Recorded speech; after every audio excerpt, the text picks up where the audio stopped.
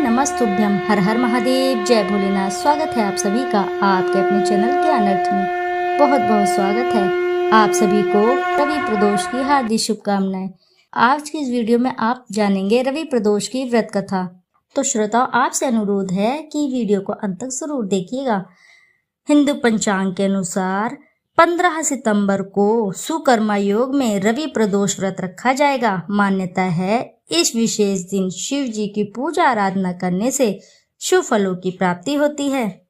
हिंदू धर्म में प्रदोष व्रत का बड़ा ही महत्व है। यह विशेष दिन शिव जी की पूजा आराधना के लिए समर्पित माना जाता है।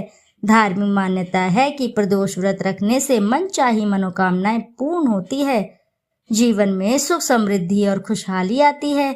हिंदू पंचांग के अनुसार सितंबर माह का पहला प्रदोष व्रत 15 सितंबर दिन रविवार को रखा जाएगा, इसलिए इस व्रत को रवि प्रदोष कहा जाएगा। आइए अब जानते हैं रवि प्रदोष व्रत का शुभ मुहूर्त, व्रत कथा और पूजा विधि महत्व के बारे में। दिक पंचांग के अनुसार भाद्रपद माह के शुक्ल पक्ष की त्रयोदशी तिथि का आरंभ 15 सितंबर को शाम 6:12 पर होगा। अगले दिन 16 सितंबर को दोपहर 3:10 पर समाप्त होगा। प्रदोष व्रत में प्रदोष काल मुहूर्त शिव जी की पूजा आराधना का बड़ा महत्व है, इसलिए प्रदोष काल पूजा मुहूर्त का ध्यान रखते हुए 15 सितंबर को प्रदोष व्रत रखा जाएगा। प्रदोष काल पूजा मुहूर्त रहेगा दृक पंचांग के अनुसार शाम 6:26 से लेकर रात 8:46 तक प्रदोष काल पूजा का मुहूर्त बन रहा है। आइए अब बात करते हैं प्रदोष व्रत की पूजा विधि। प्रदोष व्रत के दिन सुबह वृत्ति को सूर्योदय से पहले उठना चाहिए। अपने नित्य कर्मों से निवृत्त होकर स्नान करने के पानी में थोड़ा सा गंगा जल अवश्य ही मिश्रित करना चाहिए। ऐसा स्नान पवित्र एवं शुद्ध माना जाता है। शास्त्रों के अनुसार इस तरह का स्नान बहुत ही शुभ लाभदायक माना गया है। और फिर साफ कपड़े धारण करना चाहिए। शिव जी का ध्यान करें और प्रदोष व्रत का संकल्प लें। इसके बाद शिव जी की विधि विधान से पूजा करें। प्रदोष व्रत में सायंकाल की पूजा का बड़ा ही महत्व है, इसलिए संभव हो तो शाम को दोबारा स्नान करें। इसके बाद प्रदोष काल पूजा की तैयारी करें। कलश या लोटे में जल भरकर शिवलिंग पर अर्पित करें। शिव जी की विधिवत पूजा आराधना करें। शिवलिंग पर बेलपत्र, आक के फूल, धतूरा, फल फूल इत्यादि अर्पित करें। पूजा के दौरान प्रदोष व्रत कथा सुने या सुनाएं। इसी के साथ शिव जी के मंत्रों का जाप भी अवश्य करना चाहिए और अंत में शिव गौरी के साथ सभी देवी देवताओं की आरती उतारें। इस दिन शिव मंदिर में जाकर भी भोलेनाथ की पूजा करना चाहिए। इसके बाद शिव जी का ध्यान करते हुए पूजा के दौरान जाने अनजाने में हुई गलती के लिए क्षमा मांगे। धार्मिक मान्यताओं के अनुसार प्रदोष व्रत रखने से व्यक्ति का जीवन सुखमय बना रहता है। जाने अनजाने में हुए पापों से मुक्ति मिलती है। सुहागिन महिलाओं को अखंड सौभाग्य का वरदान प्राप्त होता है। मान्यता है कि प्रत्येक माह में आने वाली त्रयोदशी का व्रत रखने से 100 गौदान के समान पुण्य फलों की प्राप्ति होती है। इस दिन भोलेनाथ की विधि विधान से पूजा अवश्य ही करनी चाहिए। सभी कष्टों का निवारण होता है, अर्थात सभी दुख कष्ट दूर होते हैं।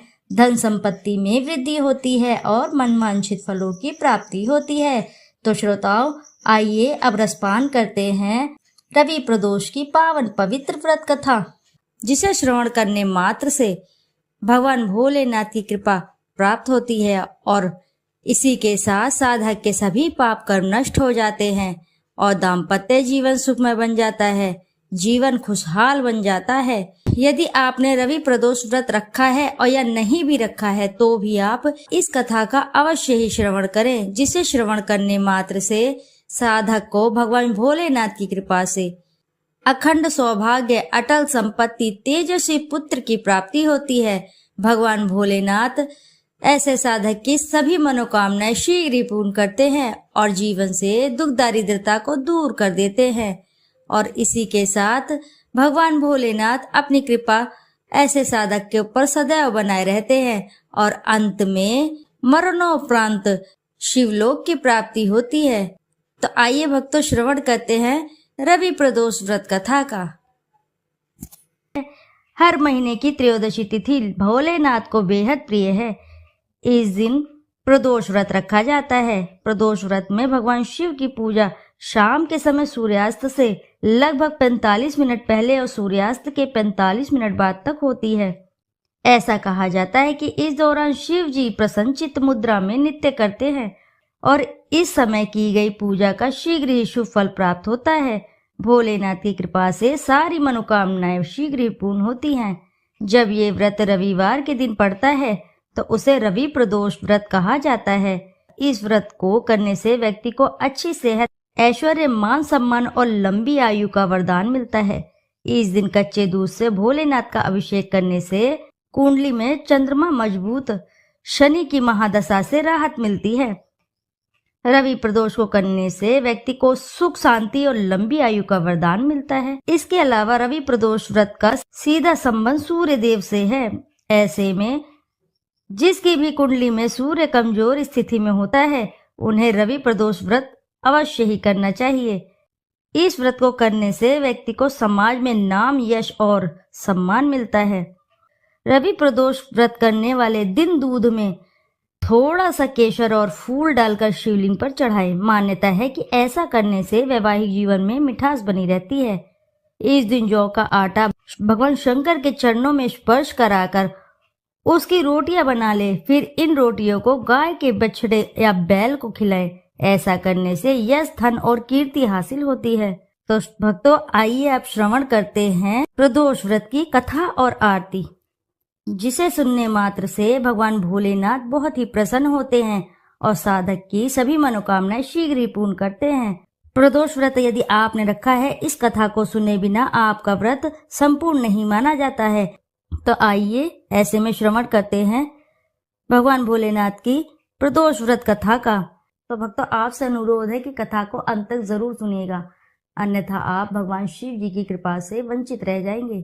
जो भी साधक इस कथा को सुनता है या सुनाता है या हुक्कारा भी भरता है तो भगवान भोलेनाथ उसकी सभी मनोकामनाएं शीघ्र ही पूर्ण करते हैं और खाली झोली शीघ्र ही भरते हैं। तो आइए श्रवण करते हैं प्रदोष व्रत कथा का। स्कंद पुराण में वर्णित एक कथा के अनुसार प्राचीन काल में एक विधवा ब्राह्मणी अपने पुत्र को लेकर भिक्षा लेने जाती और संध्या को लौटती थी। एक दिन जब वह भिक्षा लेकर लौट रही थी तो उसे नदी के किनारे एक सुंदर बालक दिखाई दिया जो विदर्भ देश का राजकुमार धर्मगुप्त था। शत्रुओं ने उसके पिता को मारकर उसका राज्य हड़प लिया था। उसकी माता की भी मृत्यु अकाल हुई थी।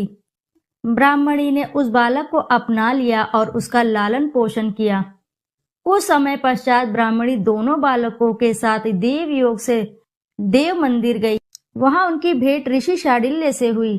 ऋषि शांडिल्य ने ब्राह्मणी को बताया कि जो बालक उन्हें मिला है वह विदर्भ देश का राजा का पुत्र है जो युद्ध में मारे गए हैं और उनकी माता को ग्रह ने अपना भोजन बना लिया था। ऋषि शांडिल्य ने ब्राह्मणी को प्रदोष व्रत करने की सलाह दी। ऋषि की आज्ञा से दोनों बालकों ने भी प्रदोष व्रत शुरू किया। एक दिन दोनों बालक वन में घूम रहे थे, तभी उन्हें कुछ गंधर्व कन्याएं दिखाई दी। ब्राह्मण बालक तो घर लौट आया, किंतु राजकुमार धर्मगुप्त अंशुमति नाम की गंधर्व कन्या से बात करने लगे। गंधर्व कन्या और राजकुमार एक दूसरे पर मोहित हो गए।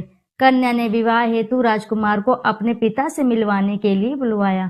दूसरे दिन जब वह पुण्य गंधर्व कन्या से मिलने आया तो गंधर्व कन्या के पिता ने बताया कि वह विदर्भ देश का राजकुमार है। भगवान शिव की आज्ञा से गंधर्व राज ने अपनी पुत्री का विवाह राजकुमार धर्मगुप्त से कराया। इसके बाद राजकुमार धर्मगुप्त ने गंधर्व सेना की सहायता से विदर्भ देश पर पूर्ण आधिपत्य प्राप्त किया। यह सब ब्राह्मणी और राजकुमार धर्मगुप्त के प्रदोष व्रत के कारण का फल था। स्कंद पुराण के अनुसार जो भक्त प्रदोष व्रत के दिन शिव पूजा के बाद एकाग्र होकर प्रदोष व्रत कथा सुनता है या पढ़ता है उसे 100 जन्म तक कभी भी दरिद्रता नहीं होती है।